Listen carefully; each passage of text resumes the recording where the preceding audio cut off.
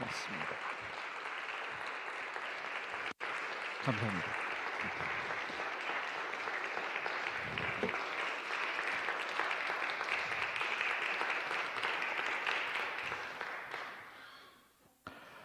반갑습니다, 여러분. 고맙습니다. 여러분은 행복하십니까? 행복하다고 말씀하는 분도 계시고 또 그렇게 행복하지 않다고 말씀하는 분도 계실 것이고 오히려 행복이 뭐냐고 또 반문하는 분도 계실 것 같기는 해요. 사람들은 돈이 많으면 행복할 것이라고 생각하지는 않지만 왠지 돈이 없으면 불행할 것 같기는 해요. 그래서 돈을 좀 벌어야 되겠다는 생각을 하기도 하고, 사람들이 건강하면 건강한 사람들은 다 행복할 거라고 생각하지는 않지만 그래도 몸이 아프면 좀 불행할 것 같은 생각이 들어서 그래서 좀 건강했으면 좋겠다는 생각을 하기는 하죠. 우리는 그 돈이나 건강 이런 것들이 우리에게 행복 보장해 준다고 생각하지는 않지만 그래도 그와 같은 것들이 부족하면 우리가 불행할 수도 있겠다는 생각을 하게 되기 때문에 사람들은 돈을 벌려고 하고 그리고 건강하려고 합니다. 행복이 무엇인가에 관해서 유발 하라리라고 하는 꽤 핫했던 이 교수 또 작가가 세이피언스라고 하는 책에서 행복을 정의하면서 말하기를 행복이란 부나 건강, 공동체와 같은 객관적인 조건에 전적으로 좌우하지 않고 객관적인 조건과 주관적인 기대 사이의 상관관계에 의해서 결정된다라고 말했습니다. 조금 어려운가요? 어쩌면 제가 오늘 말씀드리려고 하는 것과 굉장히 밀접한 관계가 있다고 생각해서 다시 한번 제가 말씀을 드릴게요. 행복이란 부, 건강, 공동체와 같은 객관적인 조건에 전적으로 좌우하지 않고 이 객관적인 조건과 주관적인 기대 사이의 상관관계에 의해서 결정된다고 했습니다. 그러니까 돈이 많으면 행복하다고 생각하지는 않지만 그래서 마른 떡 한 조각만 있고도 화목한 것이 집에 고기와 생선이 가득하고도 다투는 것보다 더 낫다고 우리는 그렇게 생각을 하지만 그럼에도 불구하고 우리들로 하여금 불행하게 만들거나 혹은 우리로 하여금 힘들게 만드는 것들은 바로 먹을 것이 없다는 것, 가난과 부족함 이런 것들이 걱정과 다툼의 원인이 되는 경우들이 굉장히 많기 때문에 이런 것들은 또 필요하다는 생각을 하게 되겠죠. 특별히 교인들의 경우는 더 그럴 것 같아요. 너무 살기가 힘든데 신앙인이기 때문에 자족하라고 말하고 항상 기뻐하고 감사하라고 말하면 그 조건이 갖추어지지 않은 상황에서 감사보다는 오히려 자꾸 불평이 생기고 원망이 생기는 자신이 믿음이 너무 없는 것 같아서 불필요한 죄책감마저 갖게 되는 것 같습니다. 조건과 상황은 갖추어지지 않았는데도 그런데도 자족하라는 말에 우리가 선뜻 동의하기가 어려운 것은 우리가 가지고 있는 세속적인 가치관 때문에 그런 것도 아니고 우리의 믿음이 부족해서 그런 것만도 아니고 실제로 이러한 그 물질의 부족 그리고 아픔이 가져다주는 고통은 생각보다 큰 것이기 때문에 그렇습니다. 이건 그렇게 만만한 게 아니라서 괜찮다고 말하기 쉽지 않죠. 물론 그렇다고 해서 가난해서 불행한 것도 아니고 돈이 많아서 저절로 행복해지는 것도 아닙니다. 가난한 사람들은 물질에 대한 기대감이 낮기 때문에 공돈이 100불만 생겨도 너무 감사하고 너무 행복해 합니다. 하지만 큰 부자들은 돈 100불 생겼다고 그렇게 행복해 하지는 않을 겁니다. 그거는 돈이라고 하는 객관적인 조건이 행복을 가져다 주는 것이 아니라 주관적인 기대감이 행복을 가져다 주기 때문에 그렇습니다. 유발 하라리 교수의 주장에 의하면 복권이 당첨되든 아니면 교통사고로 몸을 많이 다치게 되든 시간이 지나고 나면 이 두 사건이 사람의 행복에 미치는 영향이 비슷해진다는 거예요. 그 이유는 복권이 당첨되고 나면 기대감이 상승되기 때문에 웬만한 일에는 만족을 하지 못한다는 것이죠. 하지만 교통사고로 몸을 다치면 그러면 기대감이 낮아져서 그냥 통증 없는 하루에도 행복감을 느끼기도 하고 오늘 밤에 그냥 잘 잘 수 있었다는 것만으로도 그냥 감사하게 된다는 그러한 말이죠. 그러니까 행복은 무언가 채워져야 되는 객관적인 조건의 문제이기도 하지만 그 문제를 받아들이는 주관적인 기대의 문제이기도 하기 때문에 행복이란 객관적인 조건과 주관적인 기대 사이에 상관관계에 의해서 결정된다라고 말한 겁니다. 아직도 어렵죠. 돈만 있으면 행복하다는 말도 맞는 말이 아니고 돈이 없어도 마음만 잘 추스리면 행복하다는 말도 맞는 말이 아니라는 거겠죠. 저는 유발 하라리 교수가 말하고 있는 이러한 분석에 어느 정도 동의하기는 하지만 또 다른 한편으로는 동의하기가 어렵기도 합니다. 왜냐하면 하라리 교수는 지금 행복을 말하고 있는 것이 아니라 사실은 행복감을 말하고 있다고 생각하기 때문에 그렇습니다. 조금 위험한 발언이다 싶기는 하지만 향정신성 물질로 우리의 이 신경을 자극하고 도파민이나 아니면 세로토닌과 같은 화학 물질이 상승해도 사람들은 행복감을 느낄 수는 있습니다. 행복감이 그런 쾌락적인 감각이라면 행복감을 느끼기 때문에 그 사람이 행복하다고 말할 수는 없을 겁니다. 반대로 내가 행복감을 느끼지 못하고 있기 때문에 그 사람이 행복하지 않다고 말할 수도 없는 거죠. 마약을 하면서 느끼는 행복감은 누구도 원하지 않는 그러한 그 감각이지만 그때 느끼는 그 쾌락과 복권이 당첨되었을 때 느끼는 쾌락이 생물학적으로 같은 것이라면 그렇다면 그 행복감은 우리가 추구하고 있는 것은 아니라는 말입니다. 또한 반대로 우리가 그냥 그런 행복감을 느끼지 못한다고 해도 우리는 그래서 우리가 불행하다고 생각하지는 말아야 할 거라고 생각을 해요. 행복감을 느끼며 살 수 있으면 참 좋아요. 저는 참 좋겠다는 생각이 들지만 행복감을 느낄 수 없다고 해서 그래서 우리가 불행하다고 생각할 이유도 없겠다는 거죠. 제가 오늘 이 말씀을 이렇게 서론에 거창하게 말씀드리는 이유는 우리가 신앙생활을 하면서도 어쩌면 이러한 감각적인 것을 마치 행복이나 혹은 신앙의 성숙으로 여기고 있지는 않는가 하는 것 때문에 그렇습니다.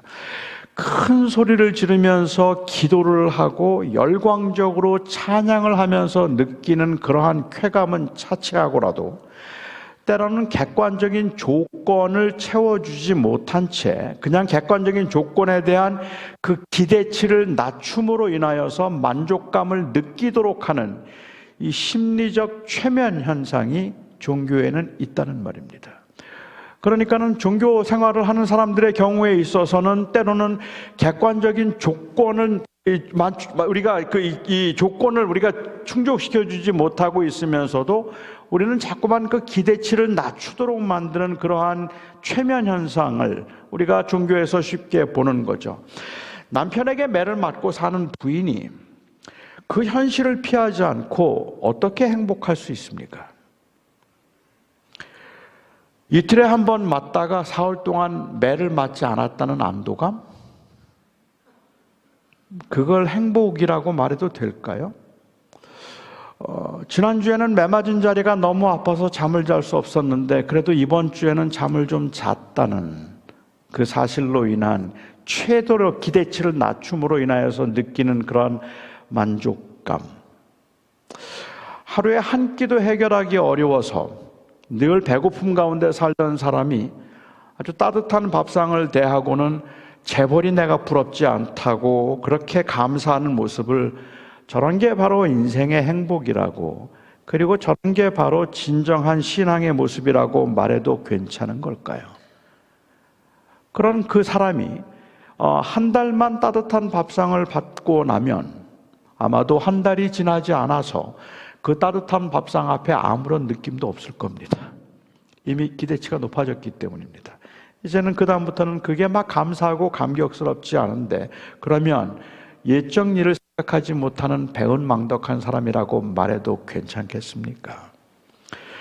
어쩌다 한번 대하는 그 따뜻한 밥상 앞에서도 감사할 수 있는 것이 바로 행복이라는 말을 매일 좋은 음식을 먹는 사람들이 말할 때는 먹을 것은 주지 않고, 그리고 배부르게 하라, 따뜻하게 하라고 말하던 행함이 없는 그 믿음의 허상을 보는 것 같아서 좀 쓸쓸하기까지 하다는 말입니다.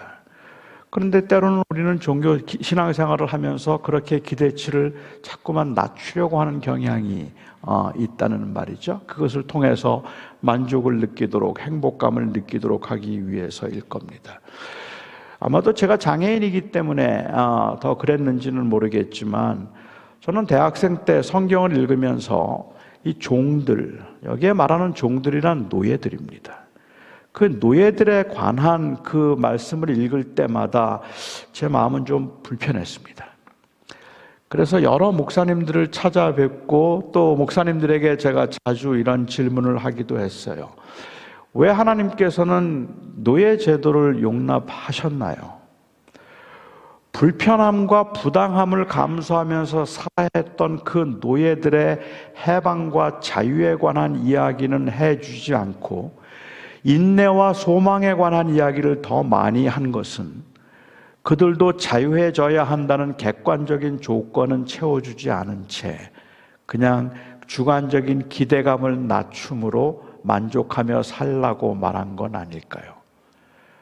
버겁고 힘들게 살아가는 사람들에게 하나님께서 도와주셔서 부하게 부자가 되게 하시고 하나님께서 도와주셔서 강하게 해주실 것이라는 말이 차라리 더 나아 보이는 건, 그게 막연한 기대감이긴 하지만 그렇게 하면 객관적인 조건을 하나님께서 채워주실 것이라고 생각은 할 수 있지만, 우리가 적은 일이지만 범사에 감사하자, 아무것도 없다고 할지라도 그냥 매사에 범사에 감사하자고 이야기를 한다면, 그 범사에 감사한다는 말은 그들이 당하고 있는 그 부당함이나 그 부족함이나 그 억울함에 대해서 관심도 없이, 아니면 그 어려움들을 도와주지 않은 채 이런 말을 하려고 하는 건 아닐까라는 생각이 들었기 때문에, 만일 그러한 이 노예들에게 자유와 해방에 관한 이야기를 하기보다 오히려 인내와 소망에 관한 이야기를 한 것이, 이것이 혹 종교적 최면 현상은 아니었을까라는 그러한 질문을 제가 많이 가졌다는 말이죠. 만일 그렇다면 이것은 그 자유함을 위해서 싸우지 않는 기독교의 무관심함, 무책임함과 그리고 횡포를 혹시 방조한 것은 아닌가? 여전히 가난한 사람들, 여전히 아픈 사람들이 있는데 그들은 도와주지 않은 채 그냥 마음의 평안을 느끼라고, 그냥 그런 거 없이 작은 일에도 감사하는 법을 배우라고 말하고 있는 것이, 많은 것을 누리고 있는 사람들이 그렇게 말할 때는 왠지 횡포처럼 느껴지기도 했다는 말이죠. 솔직히 저는 지금도 이 답을 잘 모르겠습니다. 저는 아직도 왜 어떤 사람들은 그렇게 힘들게 살아야 하는지, 그리고 왜 어떤 사람들은 하는 일마다 잘 안 되어서 그렇게 버거운 인생을 살아야 하는지 잘 모르겠고, 왜 하나님은 살아계시고 하나님은 선하시다는데 그런데 어찌하여서 악인이 세상에서 형통하고 있는지, 하나님에게는 어떤 계획이 있는지 잘 모르겠어요. 결과적으로 이런 부조리와 고난이 죄로 인하여서 이 땅에 들어왔다는 것은 제가 알겠고, 그리고 이러한 인간의 비참함을 하나님께서 불쌍히 여기셔서 그 우리들을 구원하기 원하셨다는 것 정도는 제가 성경을 통해서 알 뿐입니다. 그러니까 저는 하나님이 선하시고 하나님이 사랑하신다는 것을 믿음으로 받아들이기는 하지만, 우리의 현실을 볼 때는 온통 부조리 뿐인 것 같고 이 세상에서는 모순이 너무 많은 것 같아서 때로는 어떤 사람들이 가지고 있는 그 하나님에 대한 부정을 또 그냥 무시할 수 없겠다는 생각이 들기도 한다는 말이죠. 마치 하나님께서 노예 제도를 용납하신 것 같은 이런 성경 구절들을 합리화시키기 위해서 어떤 사람들은 당시 로마 제국의 노예가 한 5천만 혹은 6천만 정도 되었는데 그 당시 노예들은 유럽이나 미국의 노예들과는 좀 달라서 남대로 자유를 가질 수 있었다고 말하고, 어떤 사람은 에베소의 한 30% 정도의 인구가 원래 노예 출신으로, 노예가 된다는 것은 일정한 기간 동안에 자기의 몸을 팔아서, 그래서 그 어려운 시간들을 극복하고 나면 노예 출신으로 정치인이 되거나 노예 출신으로 부자가 되거나 사업가가 된 사람들이 많았기 때문에 일시적으로 자기를 그렇게 노예로 만들 수 있었던 일종의 직업이었던 것처럼 미화시켜서 말하기도 합니다. 하지만 그렇지 않을 겁니다. 노예들은 비참한 인생을 살았던 사람들입니다. 베드로서에서 기록하고 있는 언급한 대로 그들은 어느 날은 아주 잔인하게 주인에게 매를 맞기도 하고 주인의 부당한 요구에 그 억울함을 참아야 하기도 했고, 어느 날은 인간 이하의 대우를 받으면서 모욕감을 느끼기도 했던 불쌍한 사람들이 바로 노예들입니다. 노예들은 그냥 물건이었어요. 그들은 죽여도 할 말이 없는 거고, 적어도 그 기간 동안은 그들이 당하는 그 극심한 고난 가운데 아무도 그들의 편에 있지는 않았기 때문에 노예를 그렇게 미화시킬 수는 없었을 거라고 생각합니다. 그런 수모와 그리고 그런 고난을 당하면서 어느 날 주인이 보내준 그 따뜻한 미소에 행복감을 느꼈다고, 그가 행복하다고 말할 수는 없을 겁니다.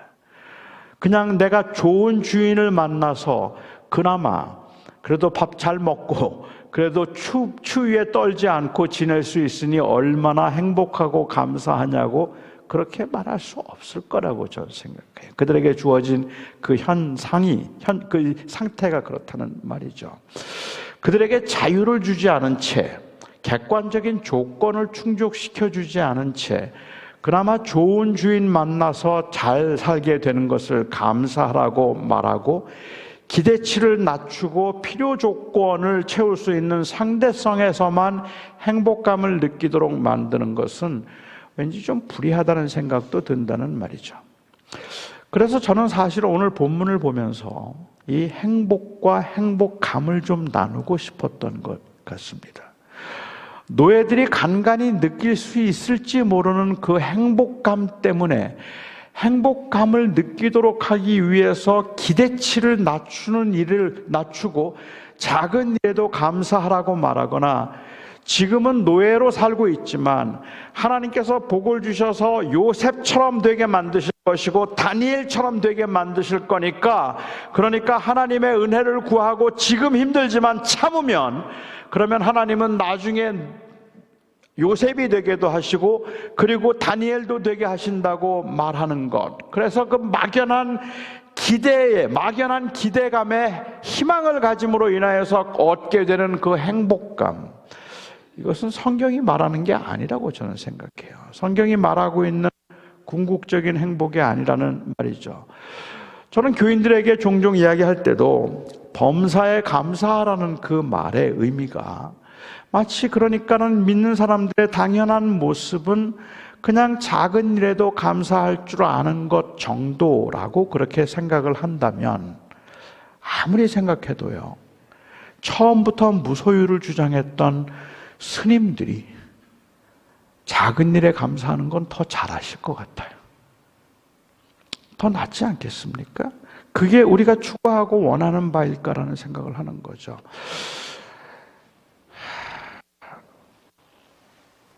디모데전서에서도, 에베소서에도, 그리고 오늘 본문이었던 디도서에서도 종들에 대한 이 바울의 가르침이 정말 차가울 만큼 준엄하고 엄하다는 것이 저에게는 좀 의아스럽습니다. 행복감을 느끼는 것이 소중한 일이기는 하지만 바울이 궁극적으로 추구했던 것은 행복감을 느끼는 것이 아니라 진정한 행복이었기 때문에 그는 이것을 요구할 수 있었다고 생각합니다. 성경이 가르치고 있는 전제는 명백합니다. 성경이 가르치는 전제는 명백한데 인간은 애당초 행복하지 않습니다. 인간은 불행합니다. 행복해질 수 없습니다. 행복감을 느껴도 인간은 행복하지 않습니다.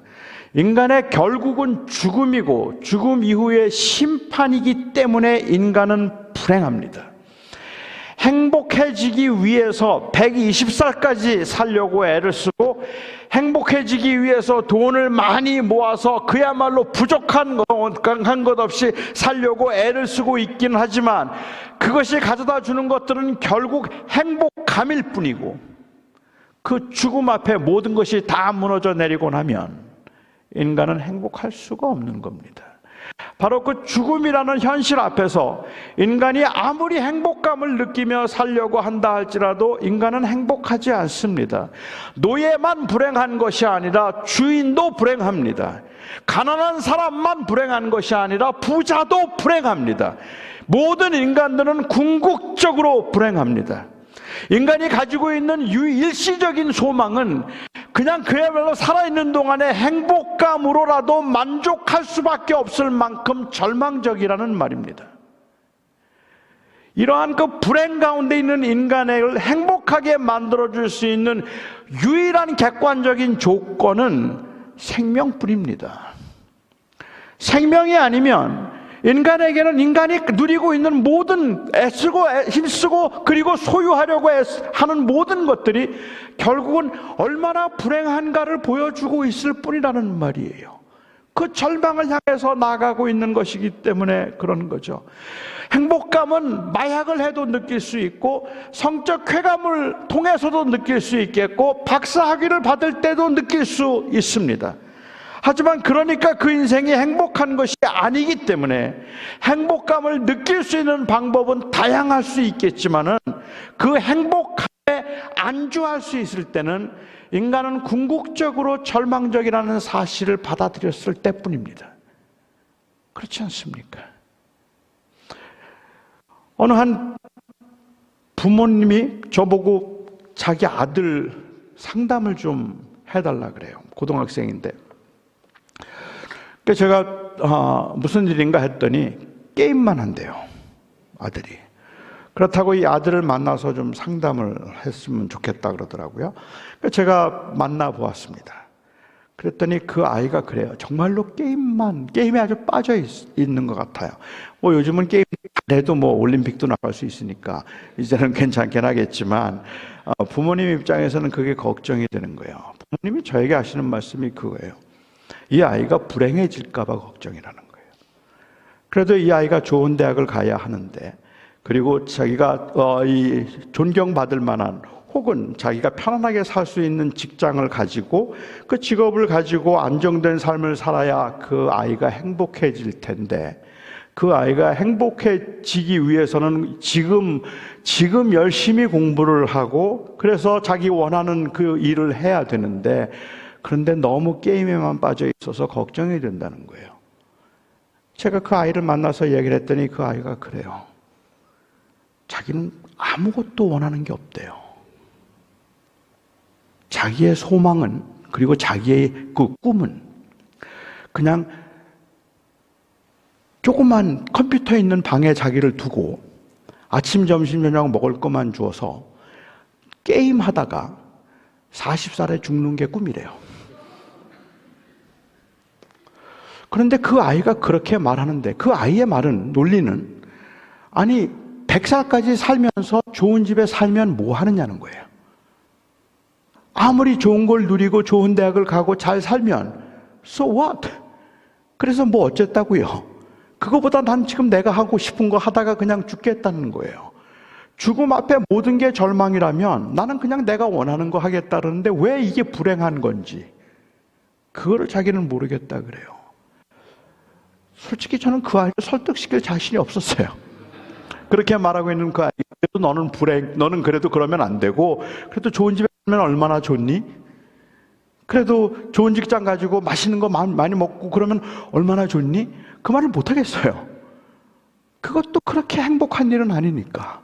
그렇잖아요. 그것도 우리가 추구할 수 있는, 그래서 인생의 문제가 해결되는 건 아니기 때문에, 그렇죠. 행복감을 주기 위한 다양한 방법들이 있다면 그 행복감을 추구하는 것은 여러 가지 사람마다 방법이 다 다르겠지만, 그렇지만 말씀드린 것처럼 행복감에 안주할 수 있을 때는 인간이 근본적으로, 아니 궁극적으로 불행하다는 것을 인정했을 때뿐일 것 같아요. 이런 인간의 불행의 근원을 성경은 죄라고 말합니다. 그리고 그 죄로 인한 결과로 죽음을 말하고 있죠. 그렇기 때문에 이 불행한 인간에게 주어질 수 있는 유일한 행복의 객관적 조건은 생명이고, 그 생명이 바로 인생의 참된 정체성과 그리고 진정한 인간성의 회복을 가능하게 해준다고 말합니다. 성경에서는 바로 이러한 그 불행한 인간의 상태, 이 상태를 성경은 죄인됨이라고 부르고, 회복된 상태를 가리켜서 자녀됨이라고 부르고 있습니다. 자녀됨을 통해서 회복된 상태에 있는 사람들은 이 땅에서 비록 행복감을 느끼지 못하지만, 그렇지만 우리가 가지고 있는 그 생명 때문에 우리는 감히 행복하다고 말합니다. 그 이유는 그 가지고 있는 그 객관적 조건이 이루어졌기 때문에 그런 거죠. 그러니까 성경이 모든 사람이 죄인입니다라고 말을 할 때 그 말의 의미는 사람들은 누구나 다 조금씩은 나쁜 짓을 하고 삽니다. 아니면 사람들은 누구나 다 조금씩은 잘못을 하고 살아갑니다라는 그러한 의미에서 모든 사람이 죄인이라고 말하고, 그 하나님의 거룩하심 앞에서는 어떤 죄도 용납될 수 없기 때문에 하나님 앞에 설 수 없다고 그렇게 말하는데, 글쎄요, 그거는 죄의 결과로 인해서 발생한 일이라고 생각할 수 있을 것 같아요. 하지만 성경이 모든 사람이 죄인임을 증명하기 위해서 사도 바울이 로마서에서 모든 사람들이 죄를 범하였음에 하나님의 영광에 이르지 못하더니 모든 사람이 죄인이라고 이야기할 때 그 모든 사람이 죄인이라는 것을 증명하기 위해서 얼마나 나쁜 짓을 했는가, 거짓말을 한 적이 있는가라는 이야기를 하고 있지는 않다는 말입니다. 그 사람이 죄인인 것을 증명하기 위해서 성경이 사용하고 있는 근거는 죽음입니다. 모든 사람이 죄인이라는 말은 결국 죽음을 통해서 증명된다는 이야기라고 볼 수 있을 것 같아요. 저는 고등학교 1학년 때 교회를 처음 나갔고, 고등학교 2학년 때 어느 집회에서 복음을 처음 듣고 예수님을 영접할 사람 앞으로 나오라고 하는데 제가 앞으로 나가서 그때 주님을 영접했어요. 그리고 목사가 되겠다고 헌신을 했는데, 그렇게 목사가 되겠다고 헌신하고 복음을 통해서 그리스도의 은혜를 경험했고 또 그렇게 받아들이고 난 다음에 저는 저희 부모님을 좀 전도해야 되겠다는 생각을 했습니다. 저희 아버님은 교회를 한 번도 가보신 적이 없는 분이에요. 그래서 저희 아버님께 제가 전도를 하기 위해서 몇 달 동안 기도를 했어요. 그리고 날을 정하고 저희 아버님께 이제 전도를 했죠.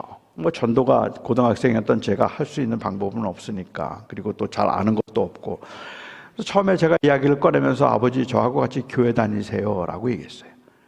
교회 다니면 참 좋을 것 같아요. 그리고 저희 아버님이 그냥 한마디로 필요 없다 그러시더라고요. 너나 잘 다녀라 그러세요. 그래서 아니에요 아버지, 모든 사람은 죄인이기 때문에 예수님을 믿고 그 죄사함을 받고 그리고 구원을 받을 수 있는데, 아버지도 죄사함 받고 저하고 같이 천국에 가면 좋겠어요 말씀을 드렸습니다. 그러자 저희 아버님이 조금 언짢아하시면서 내가 무슨 죄인이냐 그러시는 거예요. 내가 살인을 했냐? 내가 도적질을 했냐? 내가 지은 죄라고는 너희들 키우면서 고생한 것밖에 없는데 그런데 내가 무슨 죄인이야? 라고 말씀하시는 거예요. 그 말씀을 들을 때 저는 저희 아버님이 죄인인 것을 증명해야 될 거룩한 사명을 느꼈습니다. 저희 아버님이 죄인이 아니라고 말하기 때문에 진짜 죄인이잖아요. 그래서 저희 아버님이 죄인인 것을 증명하기 위해서 아버지, 혹시 아버지는 잊어버리셨는지 모르겠는데 제가 초등학교 5학년 때 아버지 술 잡수시고 그리고 자고 있는 우리를 발길로 찾던 거 기억 안 나세요? 엄마하고 싸우면서 엄마한테 손찌검 하려고 한 거 내가 봤는데 아버지는 정말로 그런 적 없으세요? 아버지는 살면서 거짓말 한 번도 안 하셨어요? 남의 물건을 보면 갖고 싶다는 그러한 욕심이 아버지는 한 번도 안 생기셨어요? 저는 그날 저희 아버님께 무지 맞았습니다. 세상에 이렇게 못된 아들이 어디 있어요? 아니 이렇게 무례한 아들이 어디 있어요?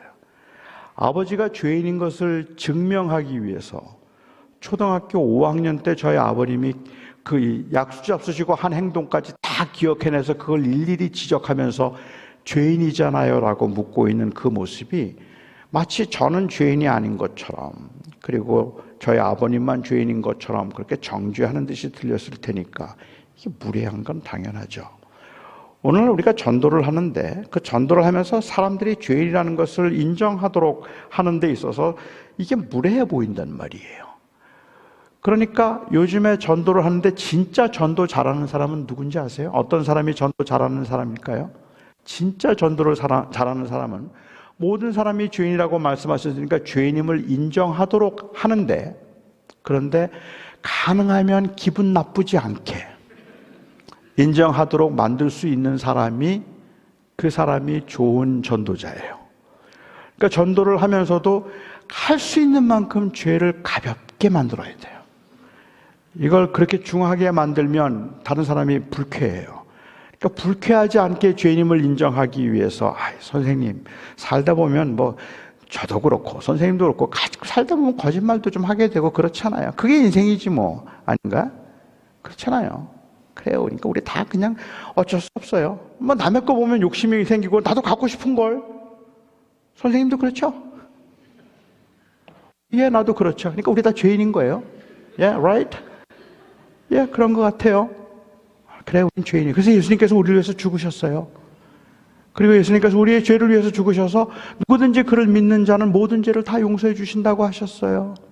선생님도 예수님 믿으면 그 죄가 다 용서받아요. 하지만 그 죄가 별로 그렇게 심하게 느껴지지 않는 상황에서 예수님께서 나를 위해서 십자가에 꼭 죽으실 필요까지 없는데 그렇게 돌아가셨다는 것에 대해서도 뭐 별로 그렇게 감동스럽지가 않죠.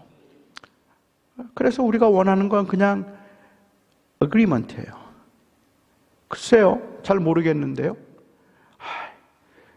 This is free. You know? 아니, 이 믿자야 본전이잖아요. 만약에 영생이 없다면 그래도 뭐 손해볼 거 없잖아요. 있으면 대박 나는 거고. 그런데 간단해요. Just say yes. Say yes. You'll have eternal life. 그러니까 그냥 선생님 yes 하세요. 예. 축하합니다. 오늘 구원이 임했습니다. 저와 함께 기도하실까요? 그리고 하나님 이 영혼을 건져주셔서 감사합니다. 기도하는데 이분은 도대체가 감동이 없어요. 아니, 이 이야기가 좀 너무 비약됐다면 사실은 꽤 많은 분들이 예수 그리스도께서 십자가에 죽으심으로 우리의 죄를 용서하셔서 누구든지 그를 믿으면 구원을 해주신다고 하는 그 말씀에 부당함을 느끼는 이유는, 그리고 그게 공평하지 않다고 생각하는 이유는 꽤 많은 분들이 하는 질문이잖아요. 뭐 우리도 가질 수 있는 그러한 질문이고, 이 땅에 정말로 못되게 산 인간이 있는데 그렇게 못되게 산 인간이 예수 그리스도를 믿는다고 믿기만 하고 믿는다는 말만 했다고 해서 천국에 들어가고, 나름대로는 꽤 괜찮게 살았고 그리고 도덕적으로 다른 사람들에게 해 끼치지 않고 나름대로는 열심히 산 사람인데 믿지 않았다는 이유 때문에 지옥에 가게 된다면 이건 공평하지 않다는 생각을 한다는 말이죠. 그렇지 않아요. 아니, 그냥 믿는다는 말만 하면 아무리 못된 인간이라고 할지라도 구원을 받을 수 있는데, 믿지 않았다는 이유 때문에 이 땅에서는 도덕적이고 양심적으로 살려고 애를 쓴 사람인데도 불구하고 지옥에 간다면 이 하나님이 어떻게 공평한 하나님이냐고 생각하는 거죠. 결국은 인간의 죄가 무엇인가에 대해서 잘못된 이해 때문에 그렇다는 생각을 하는 거죠. 아니요, 모든 인간들이 다 불행하게 된 이유는 결국은 하나님을 떠났기 때문에 비롯된 것인데, 선악과를 하나님께서 만들어 놓으시고 처음에 아담과 하와가 죄를 짓는 그 장면을 보면 뱀이 하와를 찾아옵니다. 그리고 뱀이 하와에게 이제 이 유혹을 하는데, 그 유혹이 제가 생각할 때는 굉장히 간교해요. 아주 간교하죠. 첫 번째 그가 했던 질문이 뭐냐면요, 하나님께서 정말로 이 동산에 있는 아무것도 먹지 말라고 하시더냐?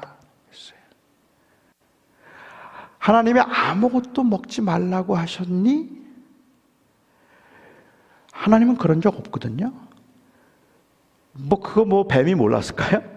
그런데 하나님이 아무것도 먹지 말라고 하셨지라는 이 말의 의미는 제가 이해하기에는요, 너 자유하지 않지, 그 말이에요. 너 아무것도 못하지. 아무것도 못한다고 생각하게 만드는 아주 간교한 질문을 하는 거죠. You ain't free, are you? 아니, 하나님이 동산에 있는 거 뭐든지 다 먹으라 그러셨어.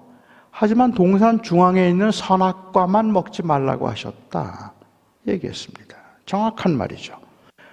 그러자 뱀이 바로 이야기합니다. 아하, 그건 내가 그 선악과를 먹으면 선과 악을 아는 일에 내 눈이 밝아져서 네가 하나님처럼 될 것이라 그런 거야 라고 얘기했습니다. 그리고 하와는 먹었습니다. 왜 먹었죠? 하나님처럼 되기 위해서입니다. 하지만 이것은 그냥 존재론적으로 선악과를 먹어서 하나님으로 둔갑하거나 변신한다는 의미는 아니잖아요. 여기에서 내가 하나님처럼 된다는 그 이야기는 결국은 내 인생의 주인이 하나님이 아니라 내가 되는 거죠. 그 언약 때문에 선악과를 먹지 말라고 하셔서 하나님은 하나님이 되시고 우리는 하나님의 피조물이 되는 그 언약적 관계 때문에, 그것 때문에 인간은 자유하지 않다고 뱀은 지금 유혹하고 있는 거잖아요. 바로 그 하나님께 매여 있는 언약 때문에 너는 자유하지 않아서 내가 그 선악과를 먹으면 하나님처럼 될 것이다. 이 말은 결국은 하나님께서 그 약속을 하셨지만 그것을 먹으면, 그러면 내가 하나님으로부터 자유해진다는 말이죠. 내가 하나님이 되는 거야. 내 인생의 주인은 내가 되는 거야. 그리고 그걸 먹었습니다.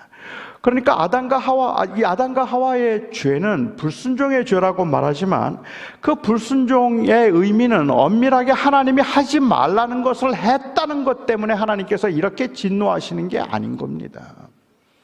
하나님께서 단순히 하지 말라는데, 먹지 말라는데 그걸 먹었기 때문에 하나님께서 지금 화가 나셔서 그를 저주하시고 그를 지옥에 보내시고 그 자손 대대로 하나님께서 저주하고 계시는 게 아니란 말이에요. 그렇게 생각하면 어쩌면 하나님이 너무 잔인한 분처럼 들리지 않습니까? 그거 좀 먹을 수도 있는 거지. 그것 때문에 왜 그렇게 화를 내실까요? 하나님께서 말씀하세요. 동산 중앙에 있는 그 선악과는 먹지 마. 하나님이 시험하시려고, 내 말 잘 듣나 안 듣나? 시험하시려고 선악과를 먹지 말라고 말씀하셨어요. 그런데 아담과 하와가 보니까 이 선악과가 먹음직도 하고, 그리고 또한 보암직도 하고, 배도 고프고, 먹어도 별일이 있을까? 그래서 먹었어요. 하나님께서 찾아오셨어요. 너 선악과 먹었어? 네, 주님. 배가 고파서 너무 맛있어 보이더라고요. 그래서 먹었죠. 하나님이 불같이 화를 내시는 거예요. 너무 화를 내시면서, 내가 뭐라 그랬어? 먹지 말랬지. 먹으면 죽는다 그랬지. 내 말이 우습냐? 내가 네 친구냐? 내가 하지 말라면 하지 말아야지. 내가 하지 말았는데 그걸 그냥 먹어? 날 그렇게 우습게 봐?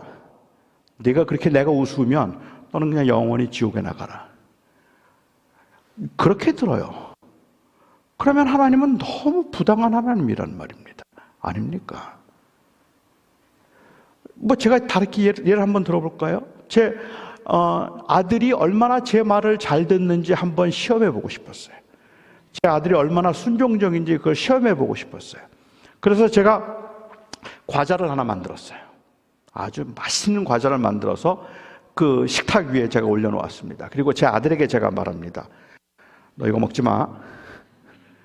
이거 먹으면 너 쫓겨난다. 내 말 잘 듣고 먹지 마. 내 아빠 안 먹을게요.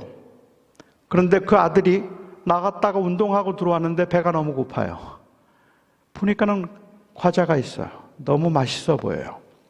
설마 이거 먹는다고 아버지가 뭐 아들이 먹었는데 생각을 하고 제 아들이 그걸 먹었어요. 제가 나갔다가 들어와 봤더니 과자가 없어졌어요. 제 아들을 불러서 말합니다. 너 이 과자 네가 먹었어? 아빠 미안해.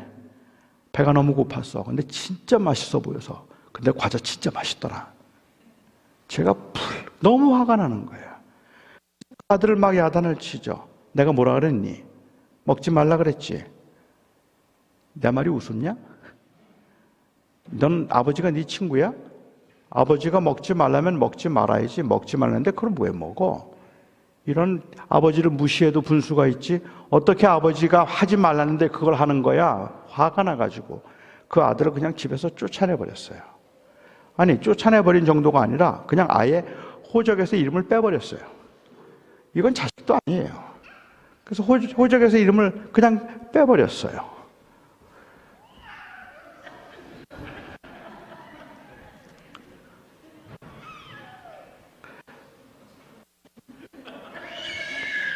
괜찮아요.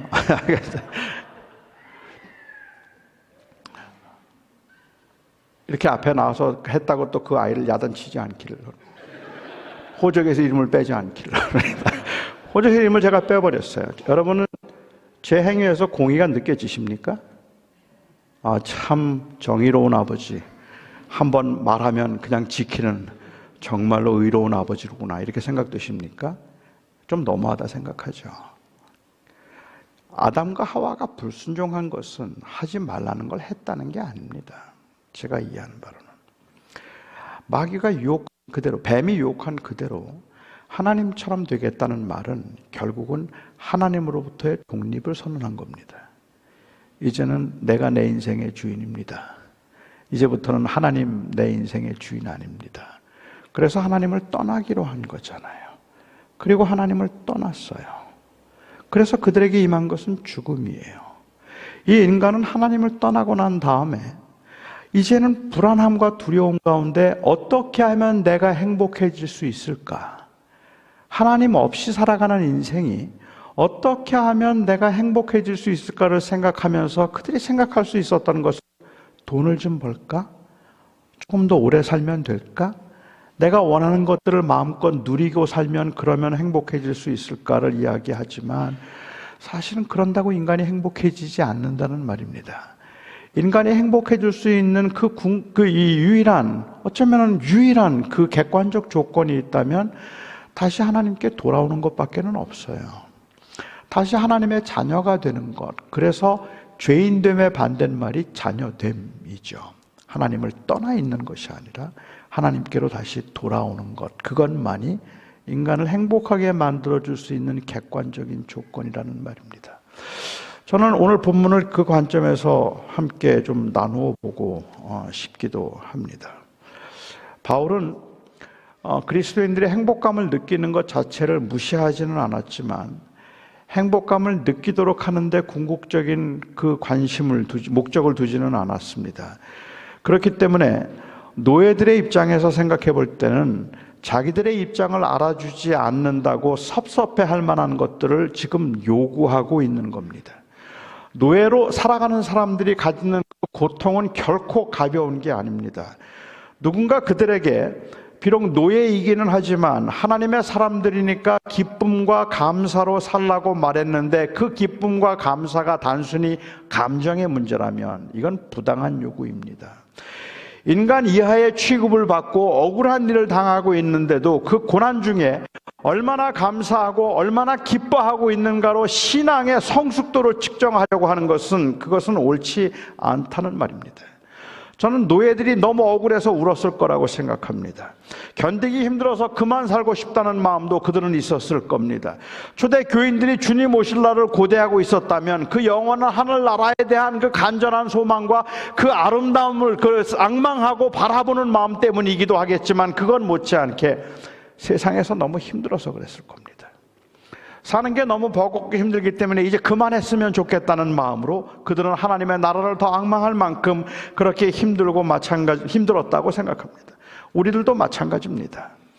아무리 힘들어도 그냥 웃자 하면 억지로라도 웃을 수는 있겠지만, 문득 다가오는 그 불안함 그리고 그 억울함은 감당할 수가 없습니다.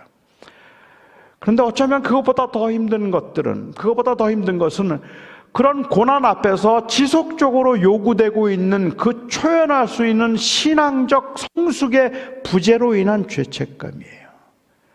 왜 난 이렇게 믿음이 없을까?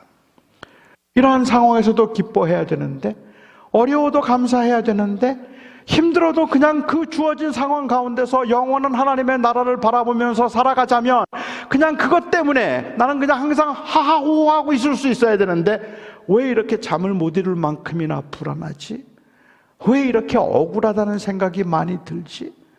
그런 억울하다는 생각이 들 때마다 하나님, 이건 너무 억울해요, 이건 못 견디겠어요 라는 그 한마디의 토설조차도 마치 내 신앙의 부재를 보여주는 것 같아서, 그래서 그 성숙함을 드러내기 위해서 감히 그 말조차 할 수 없는, 그 안타까움을 토로조차 할 수 없는 그러한 상황에서 어쩌면 우리가 살고 있는지도 모르겠다고 생각해요.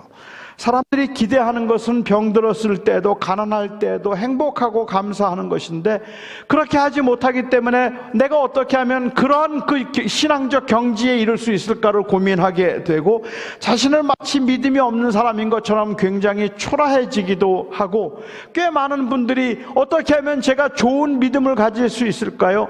어떻게 하면 제가 좋은 믿음을 가지고 살 수 있을까요를 묻고 있는 그러한 많은 사람들이, 아니 심지어 목회자들 중에도 그 어렵고 열악한 환경에서 목회를 하고 있으면서도 내가 어떻게 하면 더욱 감사하며 그렇게 기쁜 마음으로 주어진 것에 만족하며 목회할 수 있을까요? 라고 묻고 있는 그 많은 사람들, 어쩌면 그들이 느끼고 있는 것이 죄책감일 수도 있겠다는 생각이 들기도 한다는 말이죠.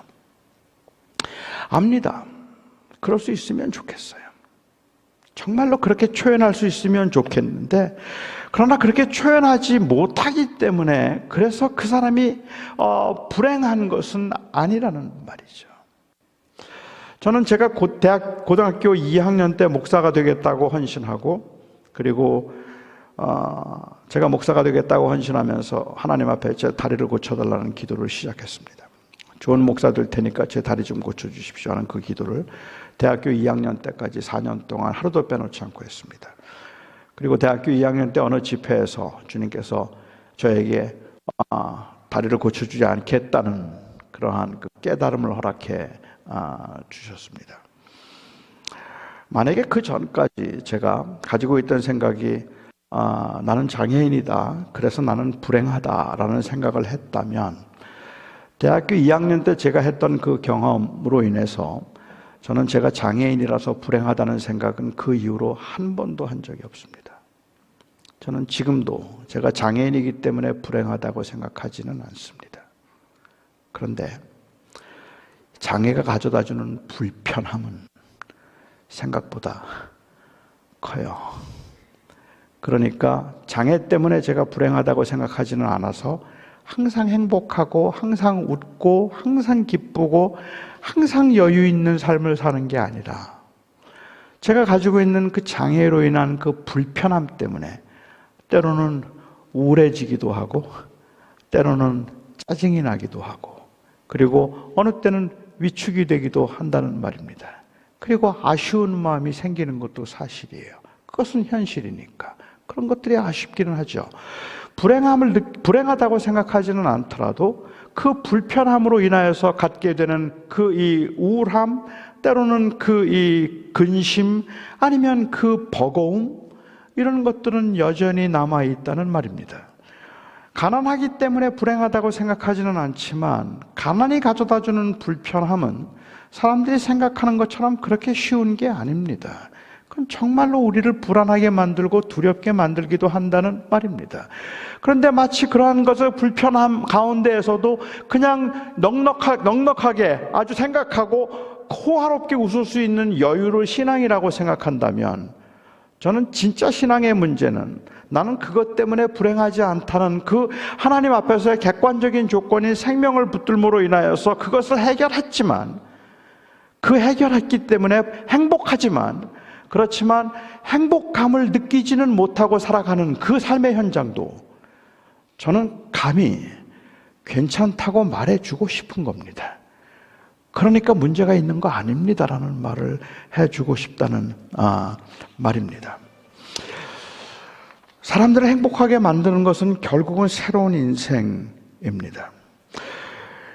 예수 그리스도를 통해서 우리에게 주어진 생명 때문에 바울은 굉장히 버거워 보이는 것이긴 하지만 오히려 종들은 상전들에게 범사에 순종하여 기쁘게 하고 거슬러 말하지 말며 훔치지 말고 오히려 모든 일의 신실성을, 그 진실성을 나타내게 하라라고 이야기를 하고 있습니다.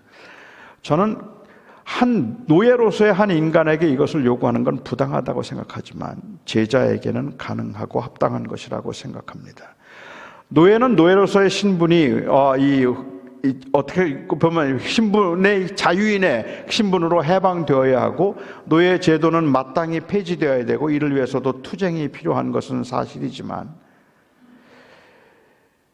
오늘 바울이 하고 있는 말씀은 그냥 단순히 이 험한 세상에서 어차피 종으로 살 거라면 그냥 그렇게 순응하고 살라고 하는, 인생을 편안하게 살 수 있는 노하우를 말하고 있는 게 아닌 겁니다. 우리가 궁극적으로 추구하고 바라보는 것이 무엇인가를 놓치지 말자는 이야기를 하고 있는 거죠.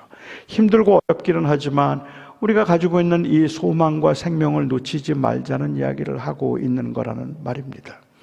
자, 우리가 썩은 동아줄을 붙잡고 있어요. 이 줄이 끊어질 걸 알아요. 그런데 그 썩은 동아줄을 붙잡고 이게 생명인 줄 알고 그걸 붙들고 있는 거예요. 그런데 지금 바울이 말하고 있는 것은 그냥 단순히 어떻게 하면 그 썩은 동아줄을 붙들고 있음에도 불구하고 우리가 좀 더 안전하게, 편안하게, 그리고 마음의 여유를 가지며 그 줄을 붙들고 살 수 있을까 하는 노하우를 말해주고 있는 게 아니라는 말입니다. 우리에게는 또 다른 줄이 있으니 지금 우리가 이 줄을 붙들고 있다 할지라도 버겁기는 하지만 그래도 결코 낙심하지 말지니라. 오히려 우리는 우리에게 주어진 일을 책임 있게 살자는 이야기를 하고 있는 거죠. 저는 지금 아주 어렵고 힘들게 살아가고 있는 여러분들에게, 그럼에도 불구하고 남들과 비교하지 말고 성실하게 살라는 말이 경우에 따라서는 얼마나 부당한 요구인지 저는 압니다. 나보다 성실하게 살지 않았음에도 불구하고 더 큰 부자가 되고 부정과 불의의 양심의 가책조차 느끼지 않고 돈을 모았던 사람들이 자식들의 신앙에는 아랑곳하지 않고 최고의 대학에서 최고의 자리에 오르는 것을 인생의 목적으로 산 사람들이 지금 얼마나 행복해하며 웃고 있는지 알고 있는 여러분들에게 인생은 공평하다 말하고 그래도 착하게 산 사람들이 결국은 복을 받는다고 말하는 것이 또한 아무리 좋은 대학에 가더라도 그래서 행복해지는 것은 아니라는 그 위안이 얼마나 힘없는 이야기인지 안단 말입니다.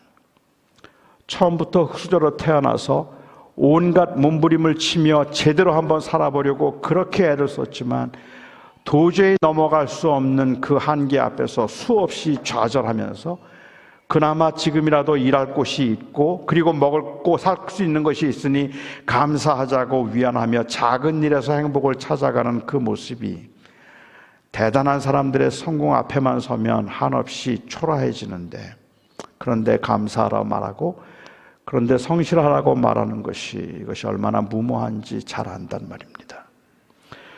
정말로 복음을 위해서 살겠다고 헌신했는데, 한결같이 복음을 위해서만 살았는데 수십 년 동안을 20명, 30명 되는 교인들을 놓고 가난과 패배감에 시달릴 때마다 주를 위한 헌신의 결국이 이것이 전부인가라는 그러한 이 낙심되는 사역자들에게 그래도 조금만 더 열심히 하면 하나님께서 부흥을 일으켜 주실 것이라는 말이 얼마나 기약 없는 허전한 약속인지를 알고, 이렇게 해서 나는 성공했으니까 너도 이렇게 해보라는 그 성공담이 얼마나 공허한 소리인지도 알고, 교인들 많아지니까 그냥 머리만 복잡하더라, 30명일 때가 딱 좋더라는 그 말이 얼마나 태만한 말인지도 안다는 말입니다. 그런데 지금 바울이 노예들에게 그걸 요구하고 있는 겁니다. 그런데 바울이 노예들에게 참으라고 말하고 있고, 노예들에게 오히려 더 열심히 일하라고 말하고 더 순종하라고 말하고 있는 겁니다. 그런데 억울하지 않으십니까? 그런데 화가 나지 않으십니까? 그런데 분노가 생기지 않으십니까? 조건과 상황을 바꾸기 위해서 뒤집어 엎으라고 말하지 않고, 못된 주인이 임금을 제대로 주지 않으면 가서 쫓아가서 탈취하라고 말하지 않고 참으라고 말하는 겁니다. 이 말은 그러니 어쩌겠어, 약한 사람이 참아야지, 이런 인생의 노하우를 말하는 게 아닌 거란 말입니다. 그런 건 하나도 중요한 게 아니니까 마음만 잘 다스리면 그러면 그게 행복인 거야, 그런 이야기를 하는 게 아니라는 말입니다. 오히려 이러한 그 부조리한 세상을 살아가고 있는 그들에게 이건 그냥 노예로 살면서 항상 기뻐하는 법을 배우라고 말하고 있는 것이 아니라는 말이에요. 이건 행복감에 관한 이야기가 아니라는 말이에요. 오히려 이 말은 욕심 부리지 말고 성실하게 살아, 이 말은 우리는 이 땅에 나그네로 살고 있다는 것을 잊지 마 하는 그 말이란 말입니다. 우리가 이 땅에 살아가는 동안에 우리에게는 하나님께서 그 아들을 통하여 우리에게 주신 생명이 있다는 사실을 놓치면 안 돼, 그 말을 하고 있는 거라는 말입니다. 그게 우리에게는 힘이고 그게 우리는 살아가게 만드는 그러한 근거입니다. 그냥 단순히 그냥 기대감을 낮춤으로 인하여서 긍정적인 사고를 가지고 살아가는 게 어차피 불행한 사람들에게는 행복의 길이라서가 아니라, 예수 그리스도를 통해서 우리에게 주어지신 그 생명 때문에 이 요구들이 그렇게 부당하게 들리지 않는 그 이유는 그것을 통해서 우리가 얻게 될 보상이 아니라 바로 우리에게 그 아들을 통해서 이미 주어진 생명 때문이라는 말이죠. 그 예수 때문에 우리는 행복한 겁니다. 그 예수 때문에 아마도 제가 여기에 계신 여러분들의 사정과 상황을 다 알지도 못하면서 감히 오늘 여러분들에게 괜찮습니다, 얼마나 힘들지 알지만 그래도 괜찮습니다라고 말하는 것은, 그렇게 말할 수 있다면, 예수님이 계시니까 괜찮습니다라고 말할 수 있다면, 상태가 만족스러워서 괜찮은 것도 아니고 만족스럽지 못한 상태에서 자족할 수 있는 낮은 기대감 때문에 괜찮은 것이 아니라 바로 생명 때문에 괜찮단 말입니다. 예수 그리스도 때문에. 저는 오늘날 현대교회가 이 그리스도를 놓쳤다는 게 너무 아쉽다는 마음이 드는 거예요. 이 그리스도가 진정으로 우리가 말하고 있는 그 행복이고 그 사랑인데, 우리는 그 그리스도를 드러내려고 하기보다는 자꾸만 어떤 심리적 최면 효과를 마치 교회가 줄 수 있는 위로인 것처럼 말하려고 하거나, 아니면 거짓된 희망을 주어서 하나님께서 우리를 부자 되게 하시고 복 주실 것이라는 그러한 그 막연한 기대감을 가지고 살아가게 만드는 것이 너무 속상하다는 말입니다. 바울이 이렇게 말할 수 있었던 그 유일한 근거는 바로 예수가 생명이라는 객관적 조건을 그리스도께서 충족시켜 주셨기 때문입니다. 저는 오늘도 그래서 여러분들에게 아마도 하고 싶은 질문이 있다면, 사랑하는 우리 신시내리 이곳에 있는 이 메리슨빌 이 감리교회 성도 여러분, 그리고 우리 함께 하신 모든 성도 여러분, 우리 안에 진정으로 예수가 계십니까? 만약에 여러분 중에 아직 잘 모르겠는데요 라고 하는 분이 계시다면, 저는 여러분들이 진지하게 한번 생각해 보시기를 바랍니다. 우리가 정말 행복해질 수 있는 길이 부자 되는 건지, 아니면 이 문제, 인간을 행복하게 만들 수 있는 가장 객관적인 조건이 정말로 생명이라면, 다시 살 수만 있다면, 혹시 아직까지 주님을 모르는 분들이 계시거나 영접하지 않은 분들이 계시다면, 저는 오늘 여러분들이 예수 그리스도를 영접하라고 말씀드리지는 않겠지만, 제가 여러분들에게 소개한 이 말씀을 한번 진지하게 고민해 보시기를 권하고 싶습니다. 그래서 주님께 나올 수 있게 되기를 바랍니다. 이 땅에 살면서, 이 지역에 또 미국에 와서 살아가면서 버겁고 힘들게 살면서 세상이 참 부당하다 생각되고, 너무 억울하다 생각되고, 왜 이렇게 많은 사람들이 이렇게 다르게 살아갈까 생각되는 분들이 계시다면, 저는 여러분들의 그 안타까움과 답답함, 그리고 그 불안함과 두려움을 저는 공감할 수 있을 것 같아요. 공감할 수 있을 것 같기 때문에, 그래서 저는 여러분들에게 저와 함께 그래서 우리가 주님을 바라보자고 말하고 싶습니다. 그럼에도 제가 감히 여러분들에게 괜찮습니다라고 말할 수 있는 것은 바로 우리의 생명이신 그리스도 때문입니다. 기도하겠습니다. 우리 같이 기도하죠. 우리 시간에 저는 여러분과 함께 잠깐 기도하는 시간을 좀 갖고 싶어요. 글쎄요, 누구한테도 잘 말하지 않고 그냥 견뎌내자 싶지만, 근데 진짜 힘들죠. 너무 불안하기도 하고, 너무 화가 나기도 하고, 그리고 너무 답답하기도 하죠. 그동안 살아온 날들을 돌아봐도 그렇고, 앞으로 살 날들을 봐도 그렇고, 하나님이 선하신데, 그런데 내 인생은 왜 이렇게 힘들까, 왜 이렇게 불안할까 싶은 분들 계시잖아요.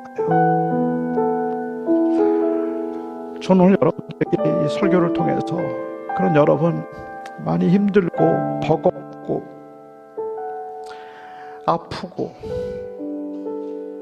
화가 나지만, 저는 여러분들에게 괜찮아요, 그 말씀 드리고 싶었어요. 사람 사는 게 어차피 그런 거니까 괜찮아요, 그 말이 아니에요. 우리 안에는 예수님이 계시니까, 그러니까 또 견뎌봅시다, 그 말이었어요.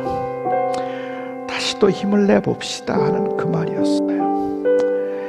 이 시간에 우리가 같이 함께 기도할 때, 저는 그냥 좀 소리를 내서 기도하면 좋겠는데, 큰 소리로 기도하지는 않아도 그냥 여러분의 고백을, 아니면 여러분들의, 저는 하나님 앞에서 할 수 있는 푸념이라고 해도 좋을 것 같아요. 그냥 여러분의 고백을 여러분이 들을 수 있는 정도의 소리로 한번 기도를 해보면 어떨까요? 주님이 듣고 싶은 말씀, 듣고 싶은 기도, 그런 걸 것 같아요. 주님, 사실 너무 힘들어요. 사실은 정말 너무 힘들어요. 너무 아파요. 너무 화가 나요. 우리 그렇게 기도를 시작해보죠. 그렇게 기도를 시작하고 성령의 감동과 위로 가운데, 그런데 주님, 저 괜찮아요. 아마 그렇게 기도할 수 있어요. 그렇게 기도할 수 있으면 좋겠네요. 우리 같이 한 목소리로 여러분들의 그냥 마음에 드는 대로 한번 하나님 앞에 기도하며 나가기를 원합니다. 같이 기도하도록 하겠습니다.